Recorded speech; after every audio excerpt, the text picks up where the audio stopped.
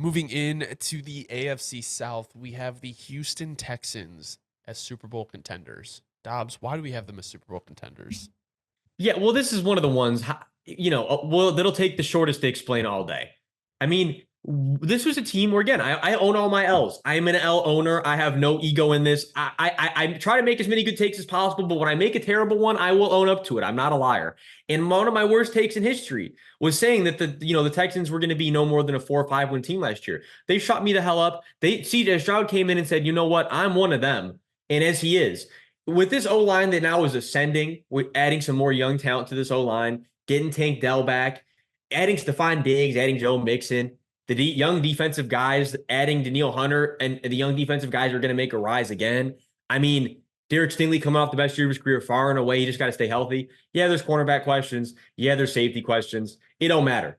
They got CJ Stroud over there. And with CJ Stroud, he has shown he can elevate and keep elevating. And I'm not going to doubt CJ Stroud and D'Amico Ryans. That's really all it comes down to for me. Yeah, I think, to kind of build on that a little bit,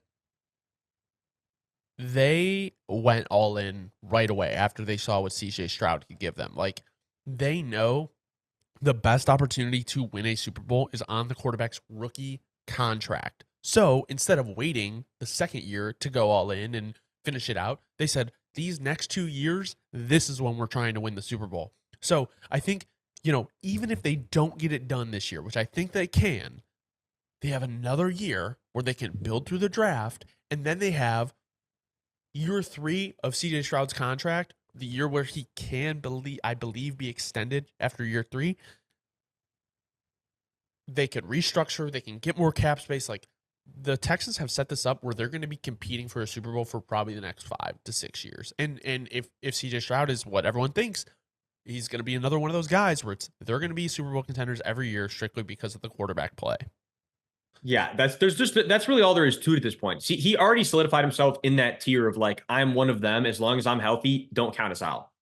Moving into the Indianapolis Colts, we have them as a wild card team. Now, they pretty much were a wild card team last year. Honestly, it was a little bit tough with the loss to the Texans that kicked them out.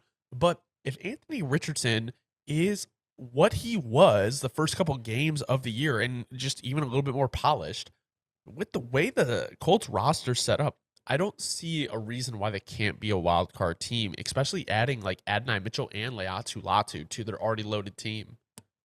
Yeah, I think that's it. That's all it comes down to, right? Like you've built a very, very solid defense. It's above average, but I just feel like solid is the best way to explain it because there's still holes. But on top of that, you have one of the best O lines in the entire league.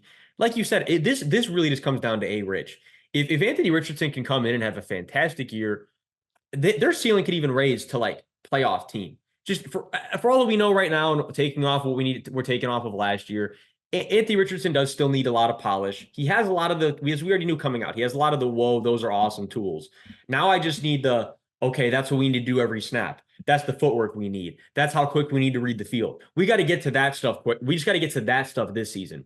But if we can get to all that stuff, and and even guys like Alec Pierce can make a jump where they are on the depth chart, and you all of a sudden you have a pretty loaded wide receiver room. You have a pretty loaded offense in general with a very, very solid defense at its floor. Yeah, the Colts wild card for sure, potentially, if as long as those things can come together.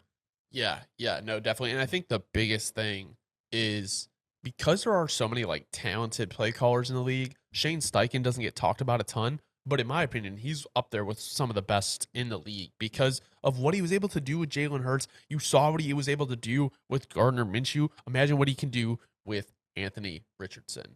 So, moving into one of the more confusing teams with the Jacksonville Jaguars. And the more and more I thought about it, I am tending to agree with you more. I think I was being a little bit pessimistic when looking at these teams, but these are the ceilings. It's all about positivity and what they could be. And with that being said, the Jacksonville Jaguars are a playoff team.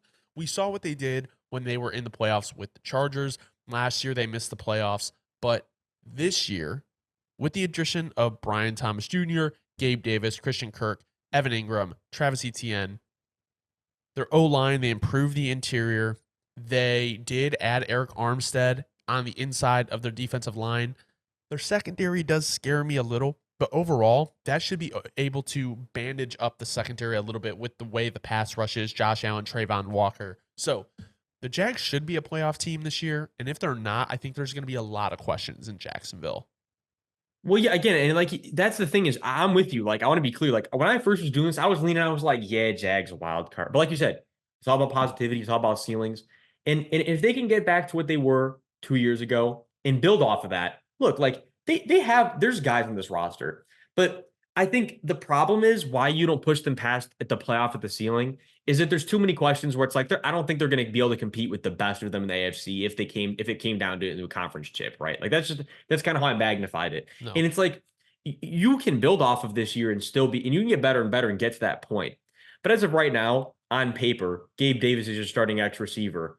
And Gabe Davis was struggling at the Y. I look, I've been saying it for months. I'll keep saying it. I just don't know exactly what the Jags plan for Gabe Davis is, and I don't necessarily know if for the money they invested, they're going to be getting their money's worth. And on top of that, if that's the case, and Brian Thomas Jr. struggles his rookie year, which I don't think he's going to, but if he does, Christian Kirk's really the only guy producing in this offense, and he's your slot guy. And as we know, for the slot guy to be at their peak, you have to have other guys that are taking advantage and making that so that the slot role isn't being double teamed constantly. Like, and yeah, that's what Evan Ingram is for also. But there's questions. There's a lot of questions on the offensive side. There's also questions on the defensive side. However, yeah, you definitely made some power moves this offseason, like adding Armstead. Like they made good moves, right? But all in all, I just think there's more questions than answers. And that's whenever there's more questions than answers, you basically you're locked out of the Super Bowl tier. That's kind of the reality for the Jags right now. If Peterson is able to take back play calling on offense, I think they have a much higher ceiling than if they have I think his name is Press, was the OC last year. But I think, we saw the issues with the offense last year. Moving into probably one of the more polarizing teams of the offseason in terms of where people think they'll finish is the Tennessee Titans. And if everything goes well with all their additions, why can't the Tennessee Titans be a wild card team? That's again, let me just make sure. I think that's where I had him, right? I was gonna say that's where I had him too, because my thing is, like you're saying, look, with this is ceilings. Do I think that the Titans are going to be a wild card team last year or this year? No, I definitely do not. But it's possible if Will Levis makes that humongous leap that we've seen quarterbacks make. If not only Tony Pollard, but how am I blanking on my man? Tajay Spears. If Tajay Spears and Tony Pollard can be the backfield that I think that they can be, if JC Latham can come in, really help boost Peter Skronsky, because they can be a really nice duo right there on the left side. If they can come in, feed off of each other, all of a sudden the offensive line is really not that big of an issue anymore. And Chigo Okonkwo makes a big jump and becomes one of those premier tight ends that I don't necessarily know if that's his ceiling, but it could be because he's still young enough that we don't know if he makes that kind of connection with Levis. Shig is one of those big sleepers this year that could have a really productive season. And like you said, there's a lot of other additions on this offense. Tyler Boyd, Calvin Ridley. Like, hey, and on the defense, L'Jarius Sneed. There's enough additions of big names that I'm willing to say if everybody does their job and not only that, Will Levis makes a big jump, wild card is on the table. Yeah, I mean, DeAndre Hopkins, Calvin Ridley, Treylon Burks, depending how you think of him, Tyler Boyd, Tony Pollard, Tajay Spears, like you're saying, like this offense is high powered. And I have come around to the idea of Brian Callahan being the coach. I do think the more and more I've listened to him and what he was able to do in Cincinnati, being kind of Zach Taylor's right-hand man, I don't understand why he can't bring that over to Tennessee. And now we know not everyone is made for the head coaching position. He was the OC over in Cincinnati, but I mean, Tennessee's defense isn't that bad. Like they could definitely win some games to put them in the playoff race. So with that being said, I think the Titans are going to be one of the most interesting teams to watch this year. And I think, like you said, a lot of it hinges on Will Levis's development. So 100%. Will Levis is the catalyst for how this team is going to perform this year. There's definitely no two ways about that. He is the one who will either carry them or fall apart with them.